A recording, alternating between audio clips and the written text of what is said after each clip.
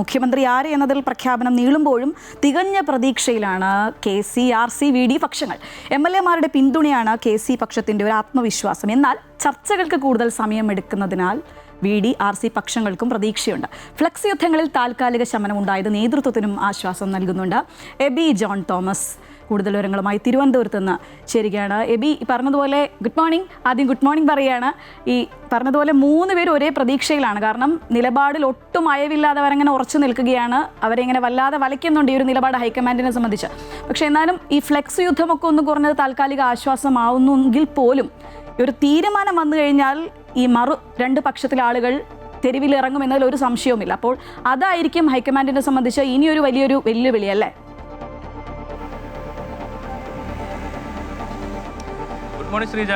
എന്തായാലും ഈ ഒരു തർക്കം അത് സ്വാഭാവികമായും നിലനിൽക്കുന്ന ഒരു കാര്യം തന്നെയാണ്. ഇപ്പോൾ താൽക്കാലികമായിട്ടൊക്കെ ഒരു വെടിനിർത്തൽ എന്ന് വേണമെങ്കിൽ നമുക്ക് ഈ ഫ്ലെക്സി യുദ്ധങ്ങളിൽ ഇപ്പോൾ അവസാനിപ്പിച്ചതിൽ നമുക്ക് പറയാൻ കഴിയും. ആ നിലയ്ക്കൊരു നടപടി മാത്രമാണ് ഇപ്പോഴുള്ളത്.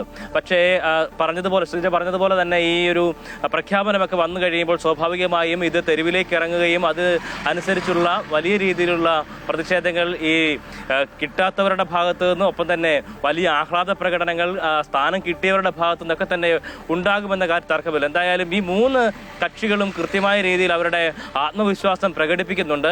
ഈ KC വേണുഗോപാലിന് അനുകൂലമാകുന്ന ഘടകമെന്ന് പറയുന്ന MLA-മാരുടെ പിന്തുണ തന്നെയാണ്. അപ്പോൾ സ്വാഭാവികമായും അത് തന്നെയാണ് മാനദണ്ഡമായി വെക്കുക എന്നുള്ളതാണ്. ഒപ്പം തന്നെ കഴിഞ്ഞ ദിവസങ്ങളിലൊക്കെ ഉണ്ടായിട്ടുള്ള VD സതീശൻ അനുകൂലികളുടെ പ്രകടനങ്ങളൊക്കെ തന്നെയും ഏതാണ്ട് അതൊരു നെഗറ്റീവ് ഇമ്പാക്റ്റ് ഉണ്ടാക്കുമോ എന്നുള്ള ഒരു ചോദ്യം കൂടി ഉയർന്നു വരുന്ന സാഹചര്യമുണ്ട്. കാരണം കടുത്ത ഭാഷയിൽ രാഹുൽ ഗാന്ധി വിമർശിക്കുന്ന തരത്തിലേക്കുള്ള നടപടികളൊക്കെ തന്നെയും ഉണ്ടായി എന്ന തരത്തിലുള്ള വാർത്തകളാണ് പുറത്തു വന്നുകൊണ്ടിരുന്നത്. ആ നിലയ്ക്ക് അത് ഏതെങ്കിലും തരത്തിൽ പ്രതികൂലമാകുമോ എന്നത് നേതാക്കൾക്കും അത്തരത്തിലുള്ള പ്രകടനങ്ങൾ നടത്തുക അല്ലെങ്കിൽ പ്രതിഷേധങ്ങൾ നടത്തുക തുടങ്ങിയിട്ടുള്ള പരിപാടികളൊക്കെയും തങ്ങൾ മുന്നോട്ട് വയ്ക്കുന്ന ആവശ്യങ്ങൾക്ക് അതൊരു തിരിച്ചടിയാകുമെന്നുള്ളൊരു ധാരണ ഈ നേതാക്കൾക്കുള്ളിൽ തന്നെ ഉണ്ടായിട്ടുണ്ട്. അതുകൊണ്ട് തന്നെയാണ് ഒരു തരത്തിലുള്ള പ്രകടനങ്ങൾക്കും ഈ ഫ്ലെക്സ് യുദ്ധങ്ങൾക്കും ഒന്നും തന്നെ പോകേണ്ടതില്ല എന്ന് അവർ അണികളെ ഓർമ്മിപ്പിക്കുകയും അതിലേക്ക് അവരെ ചട്ടം കെട്ടുകയും ചെയ്തിരിക്കുന്നത് എന്നുള്ളതാണ്. കഴിഞ്ഞ ദിവസങ്ങളൊക്കെ നമ്മൾ കണ്ടതാണ്. സംസ്ഥാനത്തുടനീളം വലിയ രീതിയിലുള്ള ഈ ഫ്ലെക്സുകൾ വെക്കുക, ഫ്ലെക്സുകളിൽ കരിയോയിലൊഴിക്കുക, വലിച്ചു കീറി കളയുക